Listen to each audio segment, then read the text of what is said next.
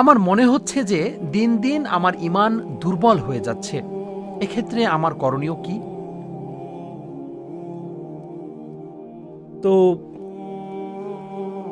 আমরা সোশ্যাল মিডিয়ার যুগে বসবাস করছি, আর সোশ্যাল মিডিয়া যা করছে এর মাধ্যমে আপনি এমন সব মানুষকে দেখতে পান যারা আপনার চেয়ে বেশি বুদ্ধিমান, যারা আপনার চেয়ে বেশি সুদর্শন, যারা আপনার চেয়ে বেশি অর্থশালী, যারা আপনার চেয়ে ভালো বাড়ির অধিকারী, তাদের কণ্ঠস্বর আপনার চেয়ে বেশি মাধুর্যপূর্ণ, তারা আপনার চেয়ে বেশি মেধাবী, তারা আপনার চেয়ে বেশি জনপ্রিয়, তারা আপনার চেয়ে বেশি সুখী, তারা আপনার চেয়ে ভালো খাবার খায়, তাদের যা কিছু আছে তা সবই ভালো, যার কারণে আপনার মনে হয় যে আপনার যা কিছু আছে তা সবই খারাপ।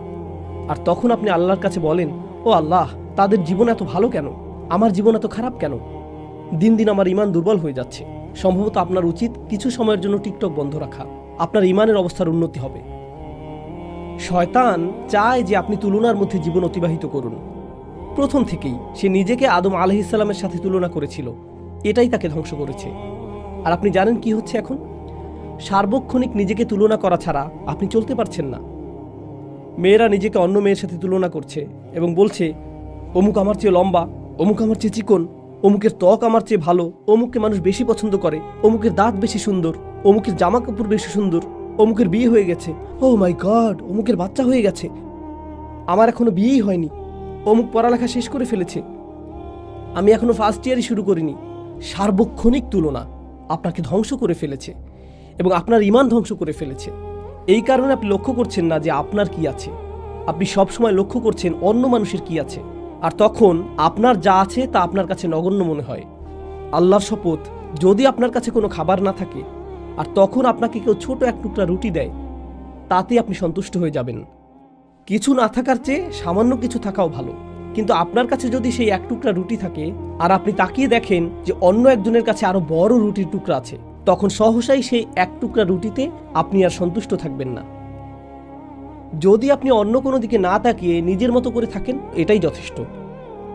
আল্লাহ বলেছেন, লা তাতামান্নাউ মা ফাদ্দালাল্লাহু বিহি বা'দাকুম আলা বা'দ।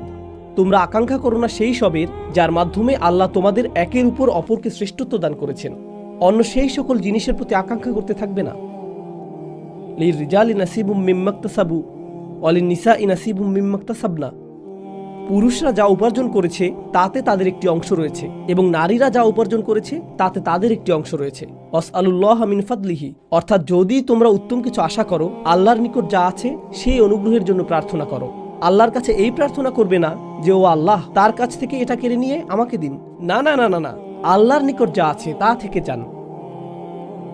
তো আপনাদের হতাশা এবং ঈমানের দুর্বলতার বেশ বড় একটা অংশ আসছে অন্য মানুষের প্রতি এবং তারা কি করছে তার প্রতি আপনার মন সবসময় আচ্ছন্ন থাকার কারণে। তো আপনাদের হতাশা এবং ঈমানের দুর্বলতার বেশ বড় একটা অংশ তৈরির কারণ হলো আপনার মন সবসময় আচ্ছন্ন থাকে অন্য মানুষকে নিয়ে। তারা কি করছে, তারা কোথায় বসবাস করছে, তারা কেমন আছে, তাদের জীবনে কি ঘটে যাচ্ছে।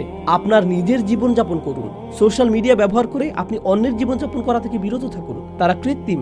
সোশ্যাল মিডিয়ায় সবচেয়ে সুখী দম্পতি, তাদের দাম্পত্য সম্পর্ক শোচনীয় অবস্থায় আছে, কিন্তু তাদেরকে এটা প্রদর্শন করতে হবে যে তাদের দাম্পত্য জীবন কতই না সুন্দর, কারণ এর ফলে তাদের সোশ্যাল মিডিয়াতে নেতিবাচক প্রভাব পড়বে।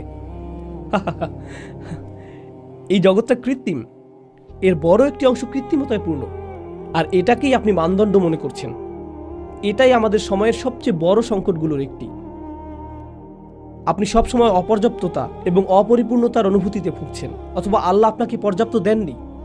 এটা ঈমান দুর্বল করার বড় কারণগুলোর একটি। আল্লাহ আপনাদের সবাইকে এটা থেকে রক্ষা করুন।